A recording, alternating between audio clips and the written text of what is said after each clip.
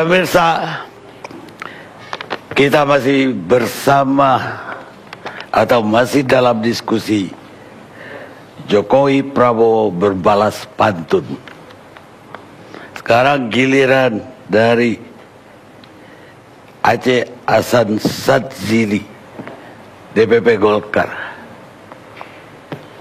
Assalamualaikum warahmatullahi wabarakatuh, Bang Karni dan teman-teman sekalian.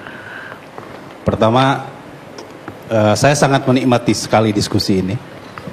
Dan diskusi ini tentu menambah perspektif kita terkait dengan bukan hanya sebatas soal gimmick, bukan hanya sebatas soal simbol-simbol semata, tetapi lebih daripada itu ternyata kita mendiskusikan sesuatu yang sangat substansi di dalam demokrasi kita. Yang saya maksud dengan substansi dalam demokrasi kita, bahwa saya pada tahun 90-an itu sangat suka sekali dengan Pak Amin Rais. Pak Amin Rais membagi politik itu ke dalam dua hal. Waktu itu, apa yang disebut dengan high politik, dan yang kedua apa yang disebut dengan low politik, gitu ya.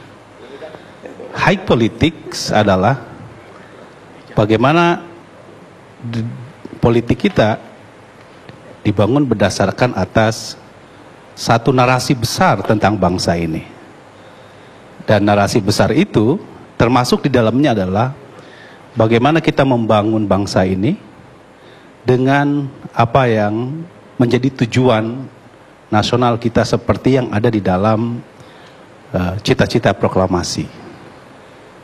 Nah, perdebatan-perdebatan yang ada, minimal yang kita lihat di dalam berbalas pantun ini kita seperti melupakan substansi dari kehidupan demokrasi yang sesungguhnya. Kenapa demikian? Karena sebetulnya soal tadi ganti presiden, hashtag segala macam, kita telah mengalami apa yang disebut dengan konsolidasi demokrasi. Jadi kalau orang tidak suka dengan Pak Jokowi, ya tunggu 5 tahun gitu.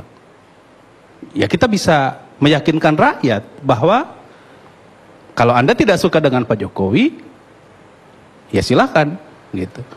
Tapi tentu yang menjadi pertanyaan kita adalah bagaimana cara menggantinya dan narasi besarnya seperti apa gitu.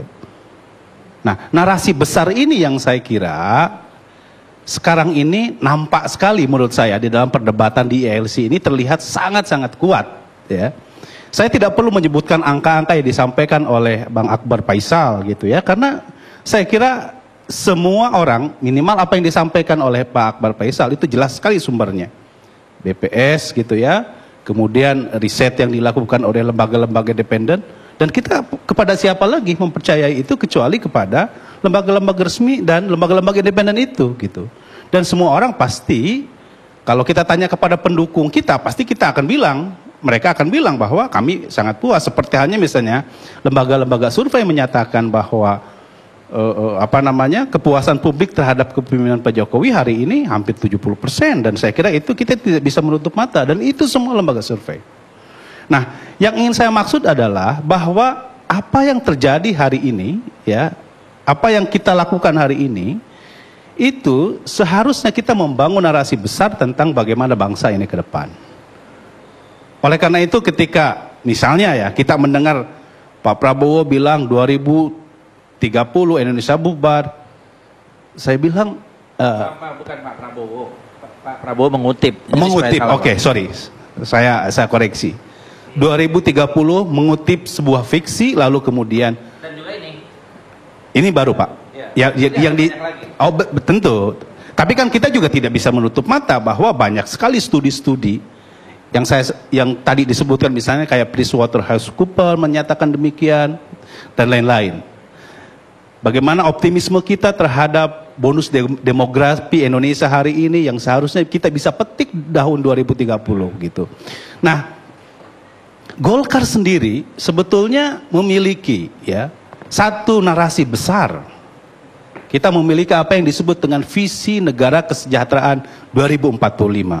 Jadi kita udah beyond 2030. Kita udah 2045 sudah membayangkan Indonesia ya bisa lebih maju dan kita dengan negara-negara lain menjadi bagian dari negara-negara maju. Nah, roadmap ini, narasi besar ini yang ingin kita coba bangun begitu.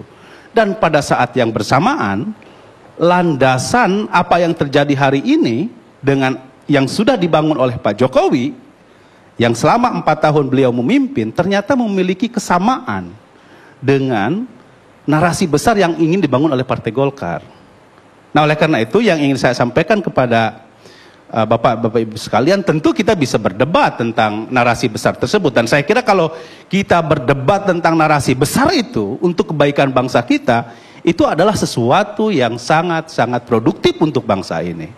Sebagaimana misalnya sekarang ini terjadi perdebatan apakah perlu GBHN atau tidak begitu. Karena bangsa ini menurut kami perlu ada acuan untuk bagaimana menghantarkan kepada cita-cita proklamasi yang kita ingin tuju gitu. Nah, jadi Bang Karni, apa yang kita lakukan ini semata-mata ya, seperti misalnya kami beberapa kali ketemu dengan Partai PDI Perjuangan. Kita berdiskusi, bukan soal hanya sekedar bagaimana memenangkan Pak Jokowi, tapi bagaimana kita menata kelembagaan, bagaimana kita ya menentukan arah kebijakan yang insya Allah kalau Pak Jokowi terpilih lagi menjadi Presiden Republik Indonesia periode yang kedua, kita bicara soal bagaimana hal-hal yang belum selesai di dalam pembangunan ke depan. Misalnya, kita harus akui bahwa kita masih menyisakan masalah. Soal ketimpangan, oke, kita masih ada masalah. Ketimpangan pendapatan, ketimpangan wilayah, ketimpangan daerah. Itu adalah masalah yang memang harus diselesaikan. Dan itu nggak bisa diselesaikan dalam satu periode. Itu perlu diselesaikan dalam waktu, ya dalam konstitusi kita dikatakan bahwa boleh untuk 2 periode gitu. Dan kita tidak berdebat lagi. Ya apa yang dilakukan kreasi oleh Bang Mardhani Alisera, ya saya kira itu bagian dari proses politik dan kita tidak usah mengutak-atik itu. Ya kita nanti tarung saja di 2019. Bagaimana meyakinkan rakyat supaya rakyat betul-betul bisa teryakinkan dengan apa yang kita lakukan. Nah, yang menjadi masalah adalah kalau misalnya perdebatan-perdebatan itu justru yang dikembangkan bukan pada substansinya. Perdebatan-perdebatan itu bukan pada wilayah di mana masalah yang dihadapi oleh kita. Nah, yang ingin saya bayangkan begini ya. Oke, kita sekarang ini PDI Perjuangan, Nasdem, Golkar, dan partai-partai pendukung lainnya sudah bicara tentang bagaimana penataan kelembagaan politik. Bagaimana tentang kita membangun demokrasi yang berkeadaban. Bagaimana kita membangun roadmap tentang ekonomi. Yang kalau dalam bahasanya PDI Perjuangan adalah ekonomi berdikari. Kita memiliki visi negara kesejahteraan. Saya kira alangkah lebih bagusnya gitu.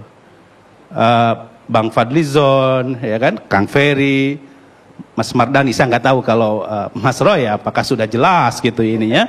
Kita sama-sama berdebat tentang narasi besar tentang Indonesia 2000 sampai 2024. Gitu. Nah, soal capaian-capaian selama 4 tahun, 5 tahun itu bagian dari narasi besar yang menjadi bagian kecil saja begitu.